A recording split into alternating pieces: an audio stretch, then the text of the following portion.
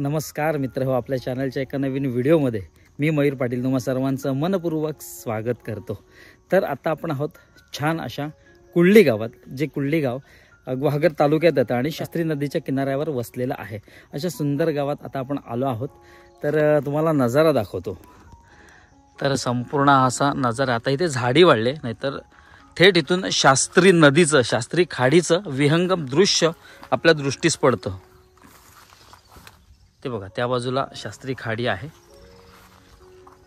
आणि हा संपूर्ण असा कुळली गावात रोड गेलेला आहे आणि हा इथून गुहागर अबलोली तत्सम ठिकाणी हा रोड जातो।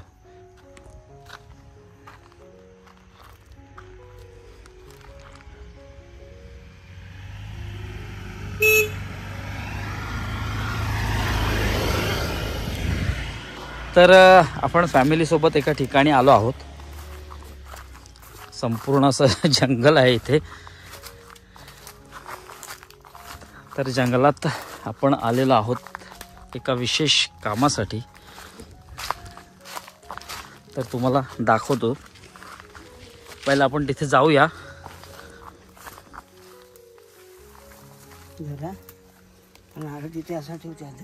तर इथे एक मोठी शेळा आहे, तर त्या शेळीच्या इथे आम्ही आलो आहोत आणि तिथे येते जो दिवाळीचा फराळ वगैरे आहे तर तो ठेवलेला आहे।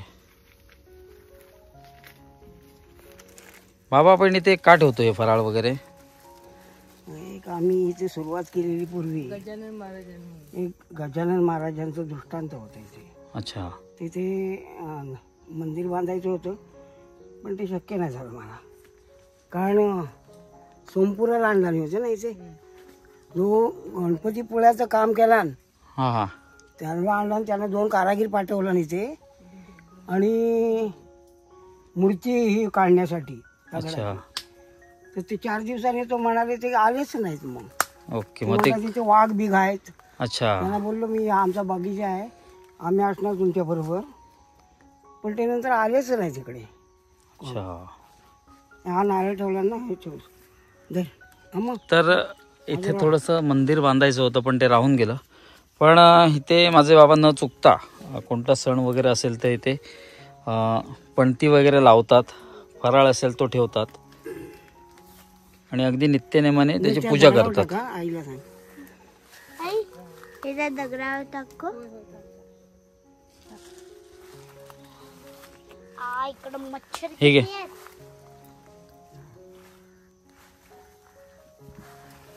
बाबा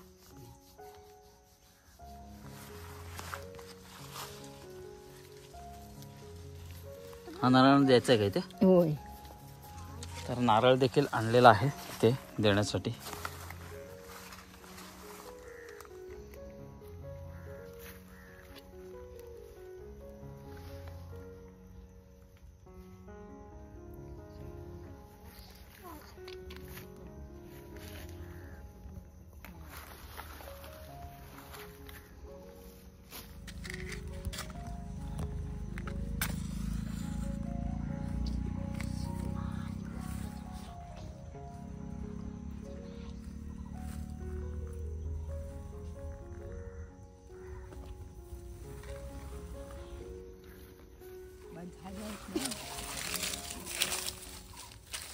राहण्याचं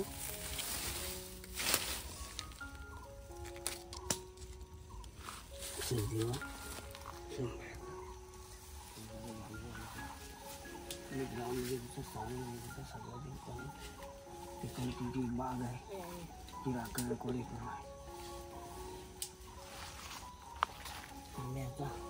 तिथे असो।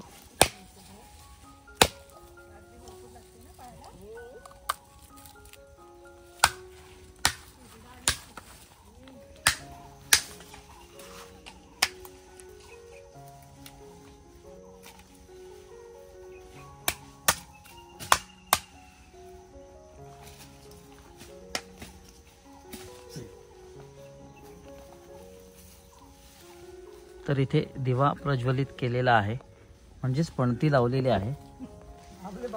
तर ही जी मोठी शिळा आहे, हा मोठा दगड आहे, तर इथे मंदिर बांधायचं होतं आणि गजानन महाराजांची मोठी मूर्ती इथे बांधायची होती, पण काही कारणास्तव ती राहून गेली। पण बाबा इथे येऊन इथे नेहमी मुख्य सणाला अगदी पूजा करत असतात, नारळ वगैरे देतात. तर आम्ही कोकणातली माणसं अशी साधी बोळी आहोत की निसर्गाला आम्ही देव मानतो आणि निसर्गाच्या अशा एका विशिष्ट ठिकाणी हे आपण जे काही विशेष दिवसांसाठी एक नारळ देखील देतो. तर सगळ्यांचं कल्याण करण्यासाठी असा हेतू असतो त्यामागे. एक श्रद्धा असते, एक भावना असते. तर ही भावना अशा एका ठिकाणी येऊन तिथे स्थिरावते. तर असा वेगळा प्रकार कोणता नाही आहे. तर ही फक्त श्रद्धा आणि देवाप्रती असलेली शुद्ध भावना आहे. असे आम्ही कोकणातले साधीभोळी माणसं आहोत. तर चला, इथे आज दिवाळी आहे. तर दिवाळीच्या दिवशी इथे नारळ देखील दिलेला आणि तिथे फराळ देखील ठेवलेला. तर आता परत घरी जायला निघतो. पुन्हा एकदा तुम्हाला सर्वांना दीपावलीच्या मंगलमय हार्दिक शुभेच्छा. इथे संपूर्ण बाग आहे, वरती कलमाची झाडं आहेत, पण अजून साफसफाई केलेली नाही आहे. काही दिवसात साफसफाई होईल या जागेची. 200-250 झाडाची. 250 वरच्या बाजूला कलमाची झाड आहेत. 250 पावणे 300 समथिंग असा आकडा आहे. आणि संपूर्ण असा निसर्गरम्य परिसर. थोड्या वेळापूर्वी आपण वरच्या बाजूला होतो, तिथून खालच्या दिशेने जातोय. तर खाली घर आहे आणि तुम्हाला मी मगाशी दाखवलं होतं की शास्त्री नदीचं, शास्त्री खाडीचं विहंगम दृश्य.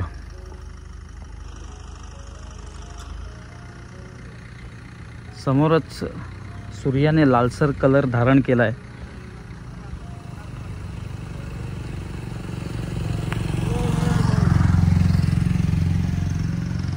छानपैकी सनसेट होताना आपल्याला इथे दिसतोय. कुळली हे शांत निवांत गाव आहे. समोर शास्त्री खाडी.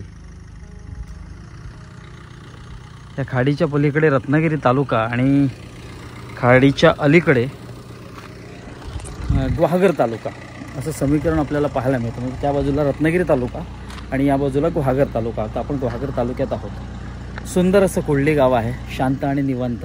आपण मगाशी आपल्या बागेत गेलो होतो, तिथे नारळ वगैरे दिला, फराळ वगैरे ठेवला आणि आता आपण घरी जातो. पण घरी जाता जाता म्हटलं तुम्हाला दाखवूया शास्त्री नदीचं विहंगम दृश्य. तर आता आपण वाकण एरियातून, म्हणजे आता आपण जिथं होतो त्याला वाकण असं म्हणतात, कारण ते टर्न आहे, मोठं वाकण आहे, त्याला त्या भागाला वाकण असं म्हणतात.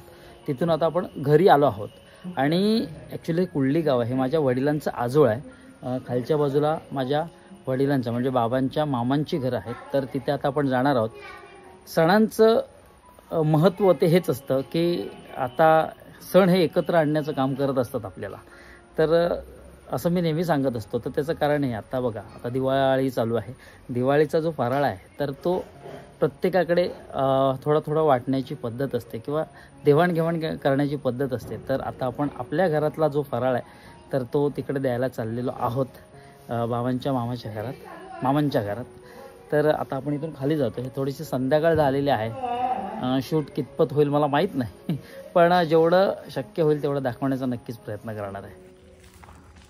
समोरच शास्त्री खाडीचं विहंगम दृश्य आपल्या दृष्टीस पडतंय. आणि या शास्त्री खाडीच्या अगदी लगतच बाबांच्या मामांचं घर आहे. यापूर्वी आपण सुंदर माझं गोपणे आपल्या चॅनलवर या घराविषयी व्हिडिओ केला आहे, संपूर्ण घराचा व्हिडिओ केला आहे. अगदी 80 वर्षापूर्वीचं हे घर आहे आणि या घराची एक खासियत आहे, तुम्हाला नक्कीच चॅनलला व्हिजिट केल्यावर बघायला मिळेल. एक गूढ आहे या घरातलं, तर ते देखील आपण ते रहस्य जाणून घेतलं आहे, नेमकं काय आहे ते.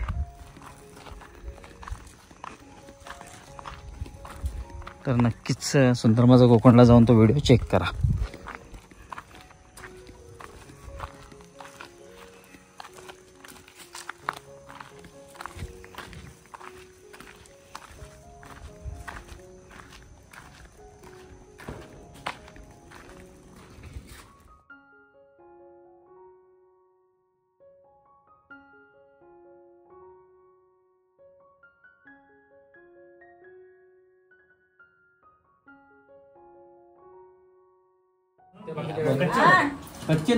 आणि दिवाळी दिवशी फिरायला गेला होता सौरभ आणि भेट घेऊन आलाय स्पेशल. शिजवलेले मोठी आहे. कधी काल पकडले होते काय? हे मोठी आहेत ते. हे कुठे गेला होता? कशाला? मोठ्यासाठी. मग तो सोबत कोण होता अजून? जिगिरी फिरत होता. फिरायला गेला होतास?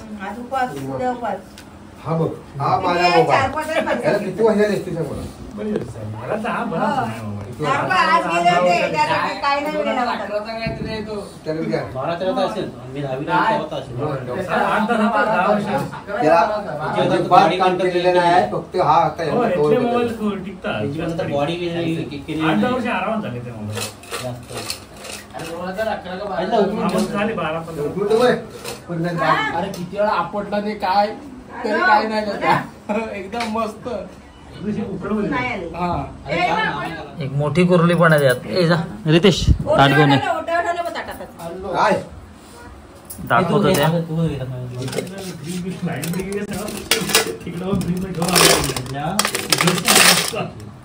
मोठी आहे आणि कुर्ली मोठी आहे. कसली आहे? माईन काल बंदूक गेला तर ना. आणि या मोठी आहेत बाकीच्या. बरेच मरणाच्या मिळतात. तर कोकणातला माणूस हा निसर्ग पूजक आहे. निसर्गातल्या प्रत्येक गोष्टीमध्ये देव बघण्याची कोकणी माणसाला सवय आहे. मग ते निसर्गातील झाड असो, निसर्गातील पाषाण असो, निसर्गातील नद्या असतील, निसर्गातील ओढे असतील, तर या प्रत्येक गोष्टीत, या प्रत्येक बाबतीत कोकणी माणूस हा देवपूजक आहे. प्रत्येक बाबतीत, प्रत्येक गोष्टीची त्याची एक वेगळी नाळ जोडली गेलेली आहे. अगदी भक्तिभाव त्याच्यात ठासून भरलेला आहे. त्यामुळे निसर्गपूजकतेमुळेच असे विविध परंपरा ज्या आहेत त्या आज तगायत टिकून आहेत. आपण पाहतो की प्रत्येक गावानुसार काहींच्या प्रथा परंपरा ह्या वेगळे पण दिसून येतं आपल्याला. त्याचं कारण तेच आहे की कोकणी माणूस हा साधा बोळा आहे आणि त्याच्या मनात, त्याच्या उरात ही माया आहे. निसर्ग देवतेचा तो पूजक आहे. तर आता आपण मगाशी गेलो होतो तर वाकणातल्या एका पाषाणात आपण पूजा केली त्या पाषाणाची. तर काही कारणास्तव गजानन महाराजांचं मंदिर तिथे बांधायचं राहून गेलं. असो, पण बाबा असा कोणता सण असेल तर तिथे जाऊन दिवाबत्ती लावतात आणि तिथे काय जो फराळ असेल, प्रसाद असेल तो ठेवत असतात. त्यानंतर आपण मामांच्या घरात गेलो. तिथे आपण दिवाळीचा फराळ देण्यासाठी. कोकणातले सण उत्सवांचं हेच महत्त्व असतं की एकमेकांशी जोडले जातो. त्यानिमित्त का होईना एकमेकांच्या भेटीगाठी होतात, सुखदुःखाची देवाणघेवाण होते. तर आता झालंय कसं, कोकणातला जो जुना माणूस आहे तर ते फार कमी बघायला मिळतात. म्हणजे ज्यांना खूप माहिती आहे निसर्गाबद्दल तर आता कुठेतरी ते काळाच्या पडद्यावर निघून चाललेत. तर अशा माणसांना जपलं पाहिजे. आता बाबांचे जे मामा आहेत ते देखील वयोवृद्ध झालेले आहेत. अगदी 100च्या दारात आहेत ते. तर अशा जी माणसं आहेत कोकणातली साधी भोळी जुनी माणसं, तर ती देखील कुठेतरी हरवत चालली आहेत. जोपर्यंत ती आहेत तर तोपर्यंत त्यांच्या सहवासात आपण राहिलं पाहिजे. त्यांच्याकडून जुन्या गोष्टी जाणून घेतल्या पाहिजेत. त्यांच्या ज्या जुन्या गोष्टींना कोणताही अंधश्रद्धेचा लवलेश न लावता त्या एक सकारात्मक दृष्टीने आपल्याकडे घेतल्या पाहिजेत. काहीतरी त्यामागे सायंटिफिक रिझन आहे अशाच समजून त्या घेतल्या पाहिजेत. तर आपण देखील असे डेली ब्लॉग जे बनवत असतो त्यामधून काहीतरी माहिती देण्याचा नेहमीच प्रयत्न करत असतो. तर असाच आजचा हा डेली ब्लॉग होता. तर कुर्ली गावात आपण आलोय. कुर्ली गाव हे गुहागर मुख्य शहरापासून साधारण 45 किलोमीटर अंतरावर आहे आणि शास्त्री नदीच्या तीरावर वसलेलं आहे. तर असं एक सुंदर आणि टुमदार गाव आहे. एक रमणीयतेचा, निसर्ग रमणीयतेचा वारसा घेऊन हे गाव आलेला आहे. तर चला आता या व्हिडिओमध्ये तात्पुरता निरोप घेण्याची वेळ झालेली आहे. भेटूया एका नवीन व्हिडिओत एक नवीन काहीतरी घेऊन. तोपर्यंत बाय बाय आणि काळजी घ्या.